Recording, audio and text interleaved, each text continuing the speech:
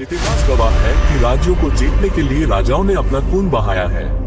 लेकिन क्या आपने कभी सुना है कि एक देश को बचाने के लिए एक माँ ने अपने ही मासूम बच्चे का गला कटवा दिया, और वो भी अपनी आंखों के सामने, बिना एक आंसू बहाए। ये कहानी वीरता की नहीं, महाबलिदान की है। ये कहानी है उस औरत की जिसके एक इशारे ने भारत का भूगोल और इतिहास दोनों बदल दिए। अगर उस रात पन्ना धाई की उंगली न उठी होती तो न आज उदयपुर होता और न ही महाराणा प्रताप जैसा कोई नायक। चलिए चलते हैं 16वीं सदी के उस खूनी मंजर की ओर, जहां ममता हार गई और कर्तव्य जीत गया। सन 1536 चित्तौड़गढ़ का वह महान किला जो कभी महाराणा सांगा के नाम से थर्राता था, अब अपनों की ही साजिशों का शिकार था। सांगा के निधन के बाद मेवाड़ अनाथ जैसा हो गया था। उनके छोटे पुत्र उदय सिंह अभी बालक थे और सत्ता की बागडोर उनके बड़े भाई विक्रमादित्य के हाथ में थी। लेकिन साय में एक भेड़िया छिपा था, बनवीर। वह महाराणा सांगा के भाई का दासी पुत्र था। उसके मन में सिंहासन की भूख थी।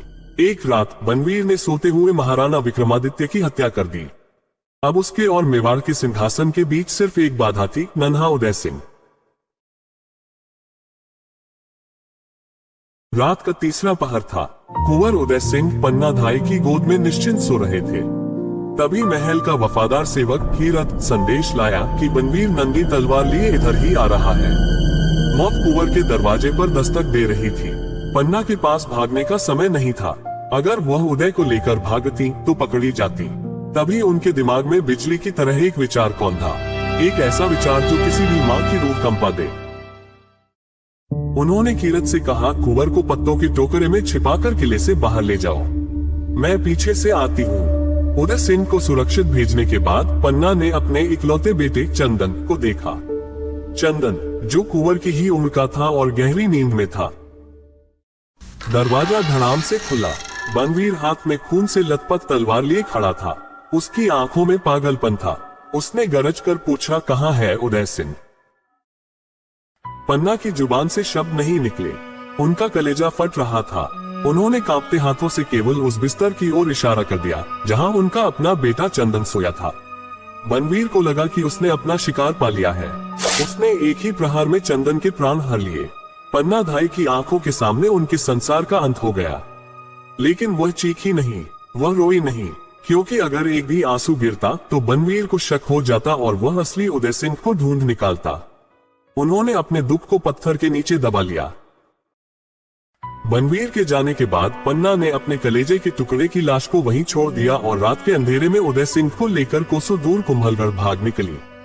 वहां उन्होंने बरसों तक एक साधारण दासी बनकर कुंवर की परवरिश की। सालों बाद जब मेवाड़ के सामंतों को इस महात्याग का पता चला तो उनकी आंखों से आंसू बह निकले। उन्होंने बनवीर को सत्ता से उखाड़ फेंका और उदय सिंह को मेवाड़ का महाराणा घोषित किया। पन्ना धाई ने अपनी कोख उजाड़ दी थी ताकि मेवाड़ का वंश बचा रहे। पन्ना धाई को न तो कोई जागीर मिली, न ही उन्होंने कोई पुरस्कार मांगा। उन्होंने जो किया वो प्रेम और कर्तव्य की उस पराकाष्ठा का प्रतीक है जिसे दुनिया पन्ना धाई का त्याग कहती है। आज भी जब हम महाराणा प्रताप का नाम गर्व से लेते हैं तो उसके पीछे उस गुमनाम मां का हाथ है जिसने अपने बेटे का लहू देकर इतिहास की रक्षा की। सलाम है पन्ना धाई को, जिन्होंने सिखाया कि देश और धर्म के लिए अपनी सबसे प्यारी चीज को भी न्योछावर किया जा सकता है।